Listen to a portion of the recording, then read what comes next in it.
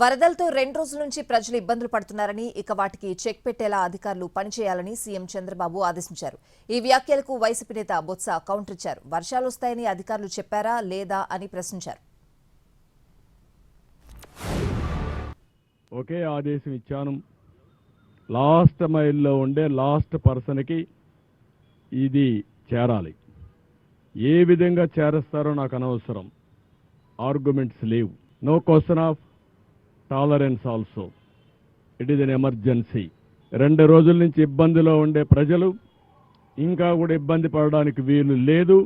అది చాలా స్పష్టంగా ఆదేశాలు ఇచ్చా. ఇంకా ఆదేశాలను అమలు చేయకపోతే చాలా కఠినంగా కూడా వ్యవహరిస్తా. వెహికల్ వస్తే మీ డివిజన్కి, మీ సచివాలయం ఏరియాకు వస్తాయి, అక్కడనే డిస్ట్రిబ్యూట్ చేస్తాను తప్ప ఇక్కడ డిస్ట్రిబ్యూషన్ కూడా ఆపేయమని చెప్పాను. ఒక విషయాన్ని సూటిగా ఈ ప్రభుత్వం పరిపాలిస్తున్న చంద్రబాబు నాయుడు గారిని, వారి యంత్రాంగాన్ని అడుగుతున్నాం. ఈ అధిక వర్షాలు వస్తాయని ఇది మీకు ఫోర్కాస్ట్ ముందుగా వచ్చిందా లేదా? మీకు ఇన్ఫర్మేషన్ వాతావరణ శాఖ మీకు తెలియపరిచిందా లేదా? తెలియపరిచినప్పుడు మీ ముఖ్యమంత్రి కార్యాలయము కానీ లేదా విపత్తులకు సంబంధించిన యంత్రాంగం, రెవెన్యూ యంత్రాంగం కానీ ఏ చర్యలు ముందుగా తీసుకున్నారో ప్రజలకు చెప్పవలసిన అవసరం ఉంది.